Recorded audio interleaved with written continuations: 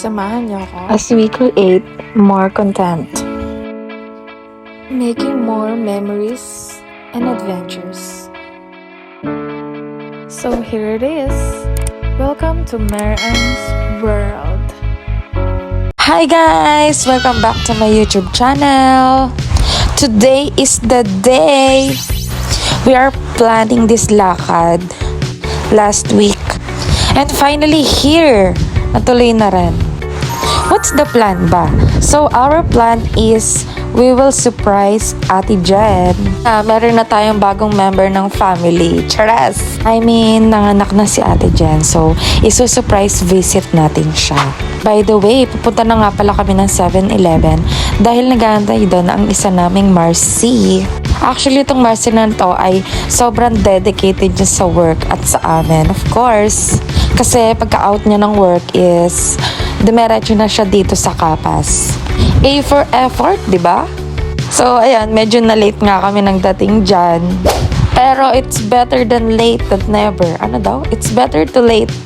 Basta, yun na yun. By the way, this is my day off. This is our day off. Kaya, ngayon namin to ginawa. Yan, finally. Excited na nga kami dyan. Kasi nga, unexpected na naman ito, di ba? So, ayan, nakita na namin si aming Marcy. And nag-start na ako mag-vlog dyan kahit sabog pa yung mukha ko. Ang nga naming magkita-kita is nag-decide kami na bumili muna kami ng pansit palabok. At nilakad na nga lang namin at dito namin matatagpuan sa Pansiteria yung palabok. At actually marami silang tinda dyan. So we choose the medium size. Syempre habang hinihintay namin siyang magluto, ayan, for the vlogging person. Naku, marami na naman kaming marites niyan. Kawawa na naman yung mga binamarites namin. Chares, huwag kang magalit. Chares. Ayan, pinag-uusapan namin dyan kung paano namin ikakausapin si Ate Jen. Ayan, so nakikita nyo, nag-timelapse ako. Kasi nga pinaplano na namin yung plano namin kay Ate Jen. Alam ko, Ate Jen, mapapanood mo to. So, sorry na lang sa'yo. Charis! Love you. Wow! Ang first thing na pinaplan namin dyan is kung saan banda yung bahay niya at kung paano namin lalakaran yon. Second, kung paano namin bibit-bitin yung medium size na pansit palabok at 2 coke tsaka cake. Charis!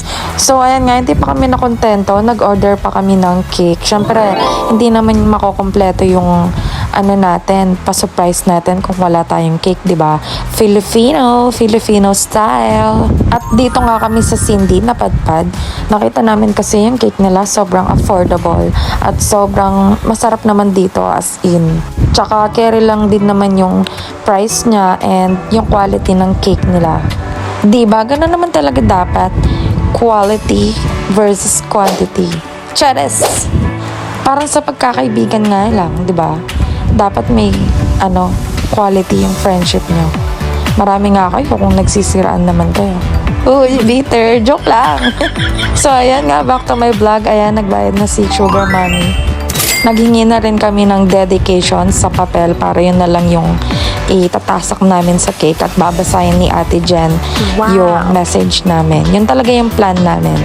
And after that, syempre may parapol pala si Cindy's kaya ayun, nakisali na rin ang mami mo. Tuwang-tuwa pa kami dyan, parang first time namin makabili ng cake. Makaling mo nga sa video. Ayaw mo na apply. Okay. Ayaw na magdala. After na nga naming mabalat ang cake, natapos na kami at kami ay lumabas na para bumili ng coke. Actually, nag-selfie pa kami dyan. Ayan, medyo nangawit nga kami dyan at nilapag muna namin yung dala naming cake at saka pansit. At katabi din dong Cindy is butika siya at dito na kami bumili ng coke. Medyo napangiti pa nga dyan si Inday kasi nga kakilala niya yung cashier. Kaya baka may pa-discount. Chares! Pero actually, ang hirap mag-vlog nang walang script. Pero okay lang, maganda naman dyan si Kelly, diba pa? Pagkatapos nga naming mamili dyan, magsisimula na kaming hanapin ang bahay ni Ate Jen. By the way, itong isang Marcy ko na to, para siyang may sariling ring light. Tingnan mo naman, sobrang puti. Pagkatapos nga namin mag-aura-aura dyan, at ayan, natapos na rin si Kelly, binalot na yung 2 coke na sobrang laki. Paparisan nga ng Alfonso yan mamaya. Ayan, nag-start na nga kami maglakad at hinahanap na kung saan ang aming patutunguhan. Buti na lang napakaganda ng panahon, hindi masyadong mainit at hindi rin masyadong maulan. Sobrang perfect nga ng weather today kaya feeling ko magiging successful tong surprise visit namin kay Ate Jen. Sana nga hindi kami maligaw kasi ayan, tignan nyo, mga 20 minutes na kami naglalakad dyan at hindi pa kami nakakarating kung saan yung bahay ni Ate Jen. Pero carry lang kasi excited kami kung anong magiging reaction ni Ate Jen sa pag-visit namin tatlo. For sure, sisigaw yon or iiyak siya. Ay, basta. Kasi hindi niya talaga ine-expect na pupunta kami ngayong araw. Wala siyang kaalam-alam na today is the day. I mean, ngayon na yung pag-visit namin sa kanya. Kasi hindi naman namin pinaplano or pinag-uusapan si GC namin kung kailan kami pupunta sa kanya para makita namin yung baby. By the way, kami lang tatlong may GC na nagplano na mag-visit sa kanya. Siyempre, hindi namin siya pwedeng isama. Hindi na surprise yun pagkasama, di ba? So, ayun guys, ipapakita ko yung actual video na malapit na kami sa bahay nila at kung ano yung magiging reaction niya. Watch this!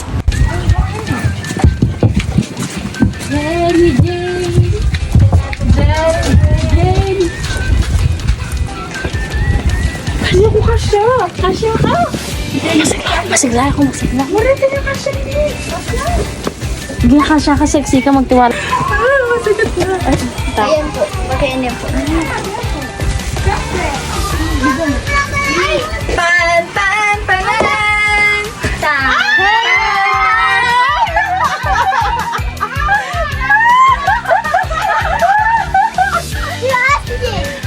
Wala man siya. Hello.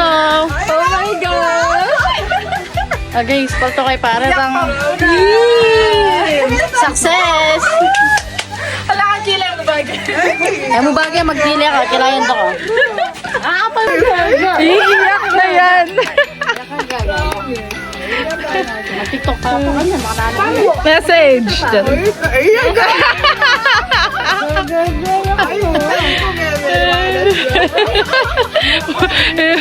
Ayun, papakain ka kayo.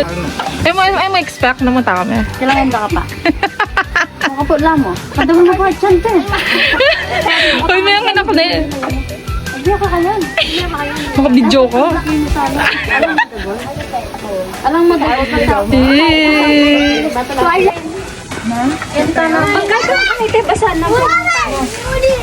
We're here na po. Kay Ate Jen. Payusan niya pa. Success! Ayan na nga, nandito na kami at napaka-peaceful ng lugar na to as in. Ayan, at nilabas na nga yung baby. By the way, siya pala yung husband ni Ate Jen. Sobrang presko sa bahay nila.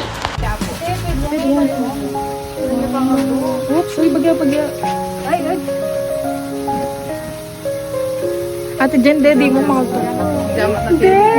Balaman tayo po, manibayo ko. Gamat na. Ayaw po, Mete.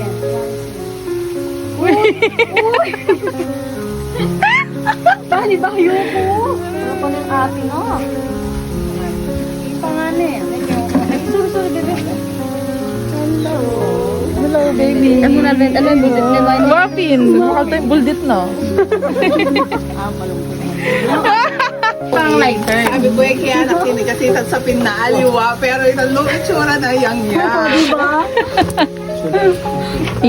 Picture kayo pa. Ay, Hindi na yan, shy shy type.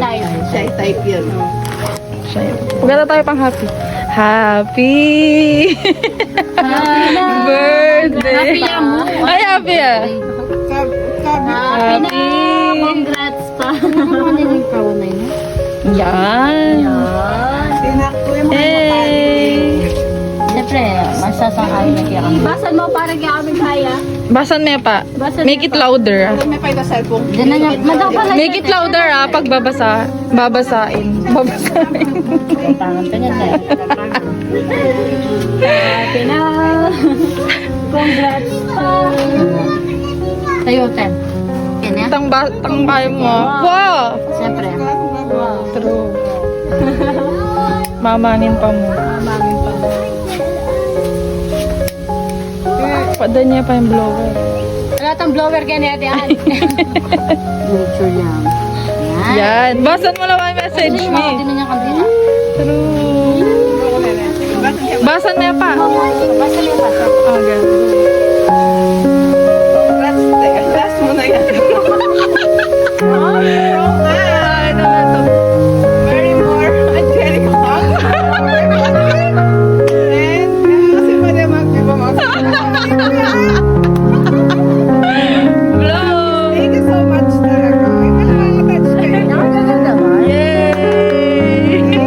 Ang picture na So ayan guys, success nga yung surprise visit natin kay Ate Jen. Nakita namin na talagang hindi matutumbasan ang kanyang tuwa sa puso nung makita niya kami. Worth it nga lahat ng effort namin kasi sobrang saya ni Ate Jen. Plus, syempre kami sobrang saya din namin kasi finally nagkasama-sama ulit kami. So, ayan guys, dito na nagtatapos ang ating vlog. Thank you for watching and success! Makikita niyo yun naman sa video kung gaano kasaya si Ate Jan. Here are some clips of our TikTok and picture. Watch this!